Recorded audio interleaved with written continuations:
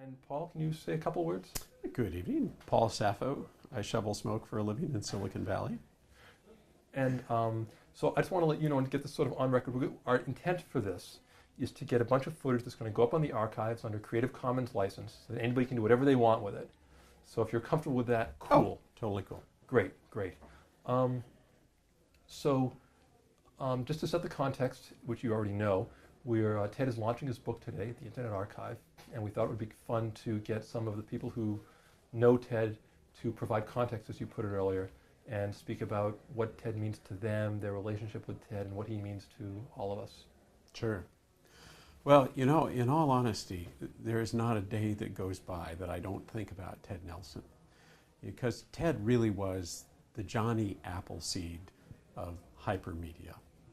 Decades ago, when everybody thought he was completely crazy, he was running around the world telling people that we needed to organize knowledge in a completely new way. And without a doubt, there was a band of others also played very important roles. But I think Ted can claim credit, perhaps, for making hypermedia in the form of the World Wide Web arrive several decades sooner than it otherwise would have arrived without him. So I was lucky enough to read his book, and I agree with you in the significance of what he's done and how he changed, how he in large part created the world that we live in today by creating the mental framework that allowed it. That said, he doesn't seem so happy about the outcome. So what do you think of that? Well, you know, it's tough being a pioneer. And in a way, Ted and Doug Engelbart have had a strangely parallel life path.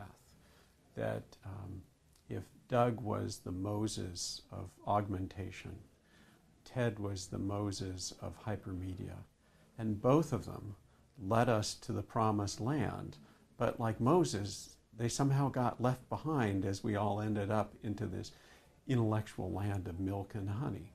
And that's why I love seeing Ted's books being out again and this new book joining them, because a lot of people have no sense of history and they don't understand just how unbelievably hard it was to convince people that this utterly novel, outlandish idea was really the way we needed to live, and we needed to create this new home for the mind. So, boy, there's like 8 different threads I want to Well, pull. let me take it one way. You know, one is that Ted went from being perceived as an extreme utopian eccentric by the industry. And then once the World Wide Web arrived, everyone said, well, oh, that's obvious. And he got ignored because, of course, he told us something obvious. And it's like the story of the Columbus egg. You know, Columbus discovered the New World for Western Europe. And when he came back, and by the way, like Columbus, Ted's kind of a difficult person. Columbus was also a difficult person. People said, he didn't really accomplish much. You know, so I said, okay, make this egg stand on end. He'd take an egg that was on the table, because back then we'd have things like hard-boiled eggs. And they'd try and they couldn't.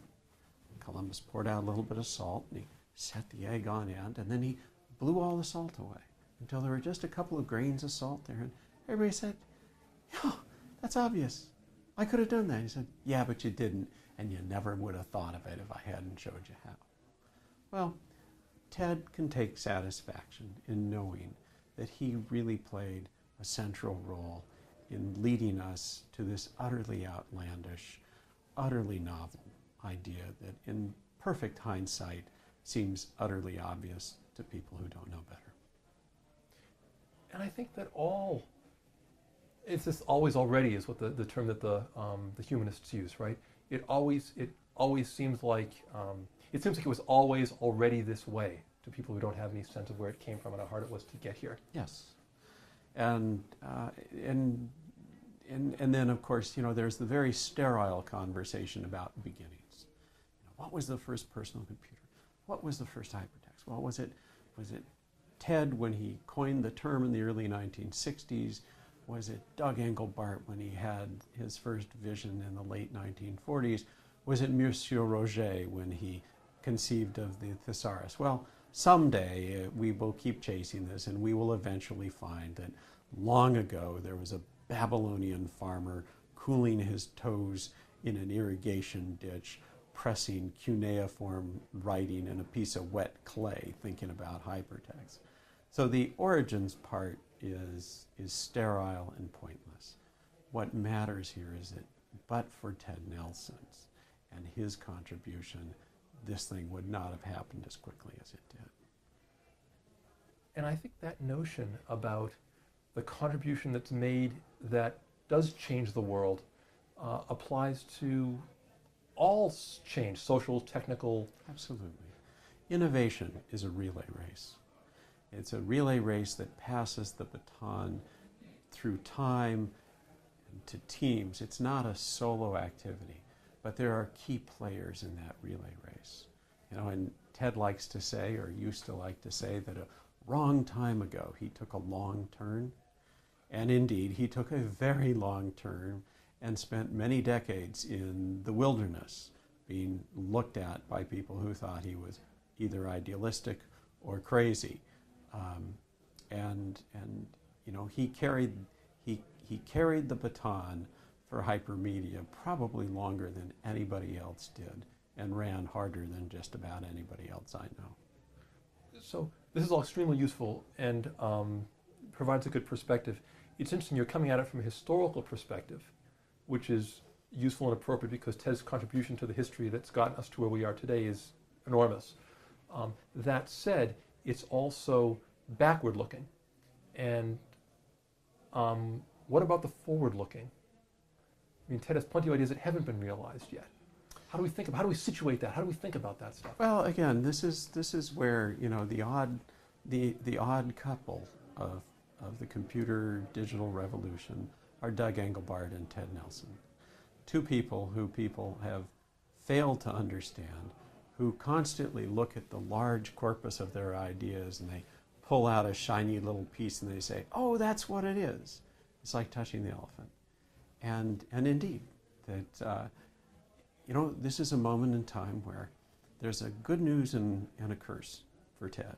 The good news is the rest of the world finally understands what Ted was saying, that hypermedia is really important.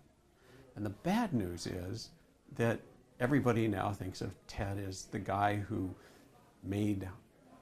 brought hypermedia, you know, to everyone's consciousness. In the same way poor Doug Engelbart goes through his life as everybody says, oh yeah, he's the mouse guy. Well, the mouse was just a small part of Doug's ideas. That's why I'm delighted that Ted's book's out, and I hope when I read it I'll learn more new ideas, that we need to get all the rest of those ideas out. The world needs more innovation. We need to be more effective in processing the knowledge we have and applying it to the great challenges of the time. And by the way, what better place to do this than here at the Internet Archives, which is also working in the same vineyards. Yeah, thank you. I'm going to ask another question that may not be fair, so forgive me, but many people who will be looking at this footage are or think of themselves as visionaries. Few will be as visionary as Ted, but I'll bet some will be as this sits in the Internet Archive in the years past. What advice would you have for those guys? What can they learn from the Ted Nelson story? Well, take lots of long turns. This is a moment where, and in part it's because of the web, that we're living in this eternal present where we're getting pathologically more short-term in our thinking and just-in-time information, just-in-time knowledge. We need slow thinkers. We need determined, dogged, long-term slow thinkers like Ted, who will not be distracted by the zeitgeist and by fashion and everything else, and will keep tugging at our shirt sleeves and say, but wait, there's a completely different way to do that. And that's the lesson of long thinkers like Ted. I think I've gotten what I need, but yeah. You want some personal stuff about Ted? Please. Okay. Ted is a delightful curmudgeon. And I've crossed paths with Ted for several decades now. And, you know, he's kind of an intellectual comet off somewhere in deep space. And then all of a sudden he'd appear out of nowhere and shoot across the sky like this bright star, trailing a trail of ideas behind him, and turn up at my office with some new idea. Like I remember, this is way back in the 80s, he showed up and Zigzag, which was an interface. It's beyond more than that, but it was an interface. He wanted to show it to me, but he just talked to a lawyer in New York, and the lawyer said, confidential agreements don't mean anything because you just sign them and you don't read them. And so what you need to do is you have to have people write out their agreement entirely by hand, what a lawyer calls a hologram. So I had to sit there before I saw a Zigzag and write out, as he dictated, the confidentiality agreement to me, which I was happy to do because I also knew full well what would happen, which did in fact happen, which was 3 weeks later he was telling it to everybody without a confidentiality agreement, and so whatever I signed was completely meaningless. So, Ted is passionate. He's a creature of his excitements, and you never quite knew what he was going to pull out of his hat, but you always knew it was going to be interesting. It's a great story. Oh, I have a feeling you're getting a whole bunch of them tonight. And I'm looking forward to them. I think that in order to understand not just anyone, but anything, you need all those stories. Right. Well, the other story I would add is that I had Ted on stage once at this was in about 1997, 98 at Stanford. We had a one-day conference. It was an anniversary of Doug Engelbart's first demo of the augment system in Brooks Hall here in San Francisco. And so I brought in speakers from all over, and I had Ted and of course Doug and others. And I warned all the speakers. I said, we are running this like a Shinkansen. I will physically eject you from the stage if you speak over time. And God bless Ted, he didn't let me down. He spoke over time, and I literally walked out on the stage and physically dragged him off stage. He was going, more to say. So this evening, everybody is in for a treat, but I guarantee you it's going to run over because I've never seen Ted finish a talk on time my entire life. But the content's so great that it never bothers me. That's great.